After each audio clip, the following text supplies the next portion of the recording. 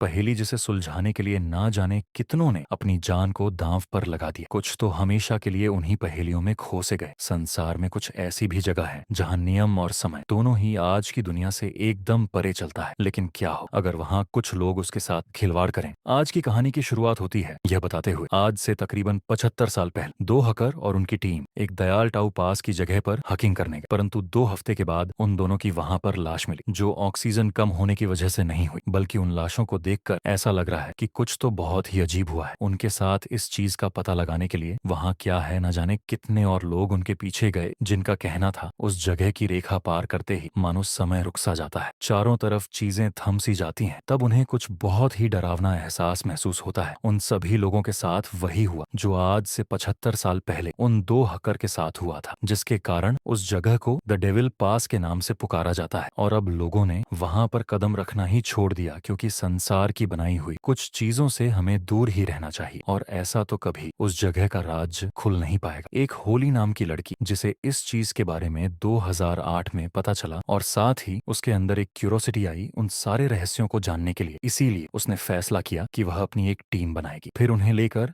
उस डेविल पास पर जाएगी। और इसीलिए उसने सबसे पहले अपने खास दोस्त जसन से बात। यह सुनते ही वह मान गया, क्योंकि उसे रहस्यों के ऊपर से पर्दा हटाना बहुत पसंद है। इसके बाद उन्होंने एक डॉक्टर से बात की, जिनकी टीम ने उन दो हैकर का पोस्टमार्टम किया था। उनका कहना है कि उन दोनों की मौत हाइपोथर्मिया से हुई थी, लेकिन जसन का कहना है उन दोनों के साथ साथ और लोग भी थे, और 9 के 9 लोग एक साथ हाइपोथर्मिया से कैसे मर सकते हैं। डॉक्टर के पास कोई जवाब नहीं था। खैर, इसके बाद एक साउंड मास्टर डेनाइस को भी इस टीम में शामिल किया जाता है। फिर अंत में 2 प्रोफेशनल हैकर को भी ऐड किया जाता है। तो अब पूरी टीम बनकर तैयार है, लेकिन जाने से पहले वह थोड़ा अभ्यास करते हैं ताकि उन परिस्थितियों में खुद को ढाल सके। जब उन्हें लगता है कि अब वह तैयार है, तो यह सभी निकल पड़ते हैं रशिया के उस हिस्से में जहाँ जाकर दुनिया से कोई तालमेल नहीं रहता। वो एकदम कोने में बना एक अनोखा हिस्सा है। पर यहाँ एक बहुत ही अजीब सी चीज होती है। इनके जाने के कुछ हफ्तों बाद इन लोगों का कोई कांटेक्ट नहीं होता। बाहर के लोगों से जो चीज आप सभी को डरा रही, क्या इनका भी वही हाल होगा जो औरों के साथ हुआ? गवर्नमेंट ने फॉरेन रेस्क्यू टीम को तैनात किया, जो जाकर छानबीन में लग गई। हर तरफ बस इसी की खबर चलने लगी। कुछ लोग फिर डेविल पास में गए, और बाकियों की तरह उनसे भी अब कोई कांटेक्ट नहीं रहा। हर कोई अपनी अपनी बातें कह रहा है। किसी का कहना है कि वह जगह किसी किसी श्राप से पीड़ित है। किसी का कहना है वहां पर एक दरवाजा है जिसके उस पार एक अलग दुनिया है, जो वहां जाने वालों को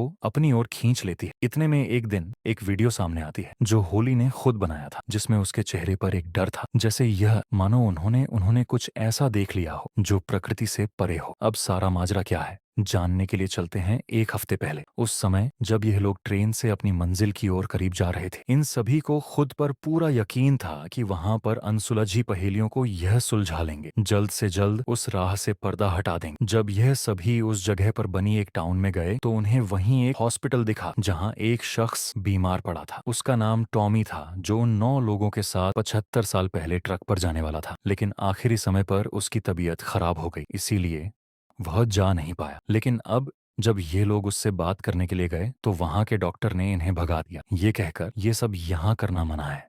तभी होली ने देखा कि हॉस्पिटल की खिड़की से टॉमी कुछ इन्हें बताना चाह रहा हो, पर उस बोर्ड पर क्या लिखा है इन्हें खुद भी समझ नहीं आ रहा है। इसके बाद ये पीटर नाम के शख्स के पास गए, जो इनका गाइड होने वाला है इस जगह के लिए। उसने बताया कि यह टाउन एक आखिरी इंसानी बस्ती है। इसके बाद सिर्फ और सिर्फ जंगल ही जंगल है, इसीलिए उन्हें जो कुछ भी जरूरत के सामान लेने हैं वह ले ले। इस बीच होली ने उसे उस नोट के बारे में बताया जो उन्हें टॉमी बताने की कोशिश कर रहा है। यह पढ़कर पीटर ने बताया कि यह रशियन भाषा में है, जिसमें लिखा है कि वार्निंग, यानी कि वह तुम्हें वहां जाने से मना कर रहा है। पीटर ने अपनी बूढ़ी माँ मार्ता का जिक्र किया, जिन्होंने सबसे पहले उन लाशों को देखा था। ये सुनकर ये सभी फौरन उनके पास गए, उन सभी बातों को रिकॉर्ड करना शुरू कर दिया। मार्क ने कई सारे राज्य से पर्दा उठाया। सबसे अजीब बात यह थी कि उनका कहना है कि उन्होंने वहां पर 9 नहीं बल्कि पूरे 11 लोगों की लाश देखी। जो बाकी के लोग थे वह एकदम अलग, ऐसा लग रहा है कि वह इस दुनिया के थे ही नहीं, क्योंकि उनके कपड़े, शक्ल, सूरज सब कुछ अलग ढलग था। ये सुनने के बाद जसन के मन में एक सवाल आया, सरकारी दस्तावेजों में तो सिर्फ 9 लोगों का जिक्र है, तो बाकी 2 को हमसे छुपाया क्यों गया? कई सारे ऐसे सवाल थे जिसके जवाब अगर ढूंढना है तो इन्हें खुद उस जगह पर जाना होगा। इसीलिए अगली सुबह यह सभी निकल पड़े, और ट्रैक जिसकी शुरुआत तो काफी अच्छी हुई, लेकिन अंत कैसा होगा हम नहीं जानते। तो अब यह लोग चलते रहते हैं। धीरे धीरे सूरज भी छुपने लगा, इसीलिए इन्होंने वहीं अपना डेरा डाल दिया। लेकिन आज की रात एक आम रात नहीं होने, क्योंकि अपने आसपास से कुछ अजीब सी आवाजें इन्हें सुनाई देती हैं। पर जसन सभी को समझाता है कि यह आम बात है, यहाँ कई सारे सारे जानवर रहते हैं। यह उनमें से किसी की होगी, इसीलिए सभी सो जा। कल सुबह हमें लंबी चढ़ाई करनी। सभी ने उसकी बात पर तवज्जो दी और सोने के लिए चले गए। फिर जब सुबह का सूरज निकला तो यह लोग दोबारा से चलना शुरू करते और बड़ी ही जल्दी उस जगह पर भी पहुंच गए जहां उन लोगों ने कैंप लगाए थे। वहीं उनकी लाश भी मिली थी। उन्हीं चीजों को रिकैप करने के लिए वीडियो शूट कर और बताती है कि उन लोगों को हाइपोथर्मिया हो गया था, जिसके कारण इनकी मौत हुई। क्या एक ही समय पर ऐसा सभी लोगों के साथ हो सकता है? जी नहीं, ऐसा मुमकिन नहीं होता। बल्कि कुछ रिपोर्ट का तो यह मानना है कि उनकी बॉडी के अंदर उन्हें रेडिएशन मिला, पर यहाँ आसपास दूर दूर तक कोई भी ऐसी चीज हमें देखने को नहीं मिलती जिससे रेडिएशन जैसी चीज बाहर आ रही हो। पर आप घबराइए मत, हम और ऊपर जाएंगे और पता लगाएंगे क्या माजरा क्या है। आज पूरे दिन यह सब करने के बाद ये लोग फिर से सो जाते हैं, लेकिन अगले दिन इनके लिए एक और सवाल लेकर आता है। इन्होंने देखा कि इनके कैंप के बाहर किसी के पैरों के निशान हैं। उससे भी ताज्जुब की बात यह थी, वो पैरों के निशान बिना जूतों के हैं। पर यह कैसे मुमकिन हो सकता है? इतनी भयानक मौसम में जहां इंसान अगर एक भी सेकंड बिना कपलों के रहे तो मर जाएगा, और ऐसे में कोई बिना जूतों के घूम रहा है, ये बहुत बड़ी सोचने वाली बात है। अब होली ने इन चीजों को भी कवर किया अपनी डॉक्यूमेंट्री में। फिर उन निशानों को फॉलो करते हुए आगे बढ़े। इन्हें एक वेदर टावर दिखा। इस दौरान वो फुट मार्क बीच बीच में गायब भी हो जाते हैं। खैर, इनके अंदर अब उस वेदर टावर के अंदर जाने की दिलचस्पी जागी, तो ये लोग उसके अंदर गए और डर के मारे पीछे भाग आए। उसके अंदर किसी की कटी जीभ रखी थी, जो देख कुछ साथी कहने लग गए कि ये जगह सच में श्रापित है, हमें अब पीछे हट जाना चाहिए।